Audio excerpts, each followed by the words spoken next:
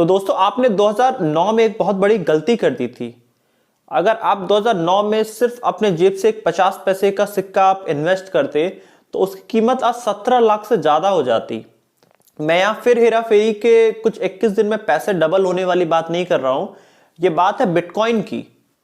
जैसे कि आप इन्वेस्टमेंट करते हैं लैंड में या फिर आप शेयर मार्केट में इन्वेस्टमेंट करते हैं, वैसे ही आज बिटकॉइन को भी एक देखा जा रहा है कि बहुत बड़ा इन्वेस्टमेंट का सोर्स हो सकता है। लोग आजकल बिटकॉइन में इन्वेस्टमेंट की बातें किया करते हैं। तो इस वीडियो के थ्रू हम जानेंगे कि बिटकॉइन में हमें इन्वेस्ट करना चाहिए या फिर नहीं करना चाहिए, क्या इसके फायदे हैं और क्या नुकसान है। तो इस वीडियो के एंड तक आपके पास एक डेप्थ नॉलेज होगी बिटकॉइन के बारे में और आप बहुत क्लियर हो चुके होंगे कि आपको बिटकॉइन में इन्वेस्टमेंट करना चाहिए, इसका कोई फ्यूचर है या नहीं है। हेलो दोस्तों, मेरा नाम है दीपक, आप देख रहे हैं डिजिटल लॉर्ड। तो अगर हमें बिटकॉइन के बारे में समझना है तो हमें बिटकॉइन की पहले हिस्ट्री जाननी होगी।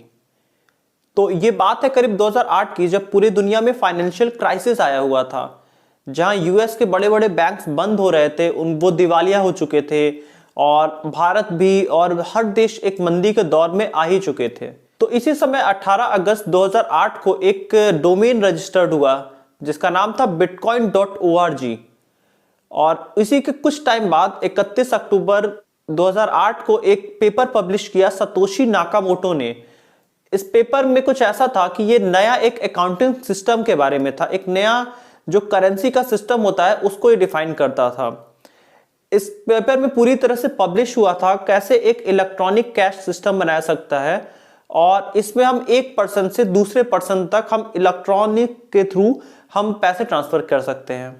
अगर हम इसे बहुत आसान भाषा में समझें तो जैसे कि आज के डेट में हम फोन से पैसे ट्रांसफर करते हैं, तो कुछ इस तरह का एक कैशिंग सिस्टम था और यहीं से शुरुआत होती है बिटकॉइन की। वैसे सतोशी नाकामोटो या तो एक पर्सन था या एक ग्रुप ऑफ पर्सन थे, ये तो किसी को मालूम नहीं है, इसके बारे में कोई सही जानकारी नहीं है। लेकिन बिटकॉइन का किसी भी पार्टी या किसी से भी कोई जुड़ा हुआ नहीं है, ये मार्केट के सप्लाई और डिमांड पे चलता है।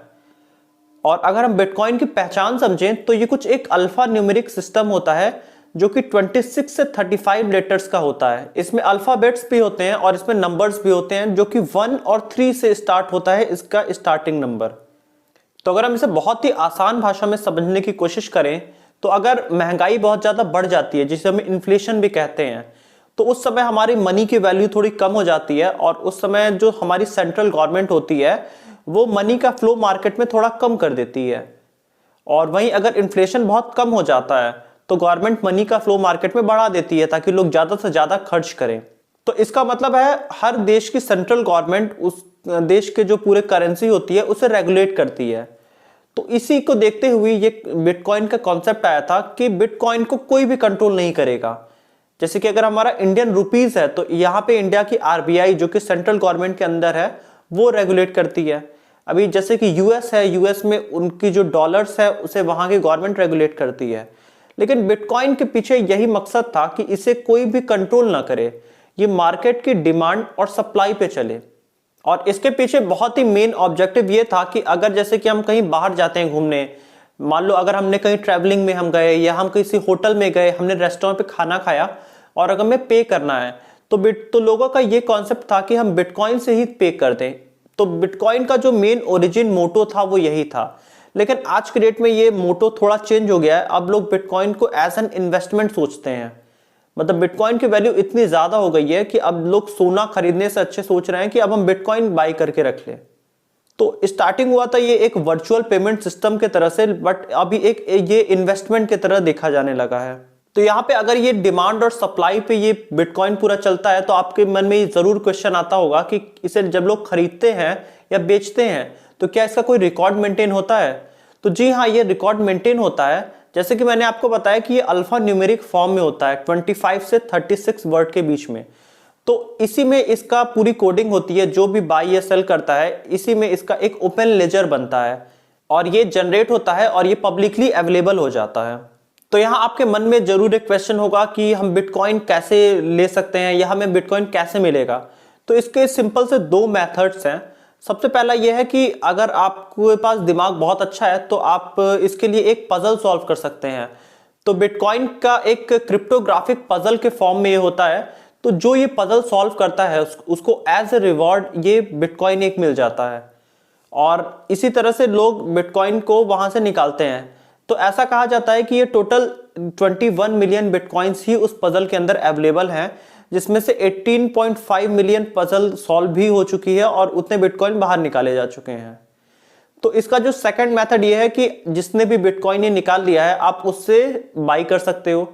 तो अगर आपको एक बिटकॉइन बाई करना है तो आप डॉलर या फिर आप रुपी में आप पे करिए और आप बिटकॉइन बाई कर सकते हैं किसी से भी जिसके पास बिटकॉइन होगा।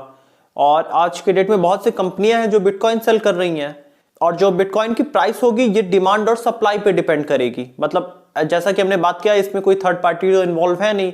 तो अगर मार्केट में जैसे कि आज के डेट में बिटकॉइन की डिमांड बहुत ज्यादा है तो इसकी प्राइस 17 लाख से भी ऊपर है। और जैसे कि हमारे रुपी का जो सबसे जो छोटा पार्ट होता है उसे हम पैसा बोलते हैं, इसी तरह जो एक बिटकॉइन का जो सबसे छोटा पार्ट है उसे हम सतोशी बोलते हैं, क्योंकि ये जो आइडिया था ये सतोशी नाकामोटो ने दिया था। तो इनका जो फर्स्ट नेम है उसी से हम रिप्रेजेंट करते हैं एक बिटकॉइन की सबसे छोटी जो प्राइस होती है। लेकिन पहले लोग बिटकॉइन को कोई सेफर ऑप्शन नहीं मानते थे, लेकिन जब से पैंडेमिक आया कोरोना वायरस का तो इसमें बिटकॉइन का पेमेंट बहुत ज्यादा बढ़ गया, क्योंकि ये वर्चुअल पेमेंट सिस्टम है। तो एक जगह से दूसरे जगह आप अगर बैंक के थ्रू एक कंट्री से दूसरे कंट्री अगर आप ट्रांसफर करते हैं तो उसमें काफी टाइम टेकिंग सिस्टम है, बट बिटकॉइन को 5 से 10 मिनट ही लगते हैं। तो इसने बिटकॉइन को बहुत ज्यादा बूस्ट दिया। और इसके बाद अभी इंडिया की जो बहुत सी इंश्योरेंस एजेंसीज हैं, जैसे कि इंडिया की हुआ या हर कंट्रीज की, तो जैसे कि इंडिया में LIC है या इस तरह के जो भी FIs होते हैं, ये लोग बहुत सोच समझ के कहीं भी अपना इन्वेस्टमेंट करते हैं। तो अभी पिछले कुछ टाइम से ऐसा देखा गया है कि ये हर तरह की जो इंश्योरेंस कंपनीज हैं ये बिटकॉइंस में बहुत इन्वेस्टमेंट कर रहे हैं। और आज के डेट में इंडिया का SBI हुआ या HDFC बैंक हुआ या ICICI बैंक हुआ, ये सब बिटकॉइन में पेमेंट लेना स्टार्ट कर चुके हैं।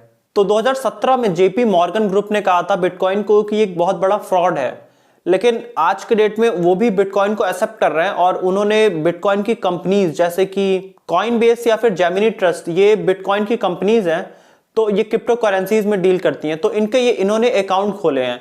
तो मतलब अभी वाइडली एक्सेप्ट होता जा रहा है, लोग इसको अब एक्सेप्ट करने लगे हैं काफी ज्यादा।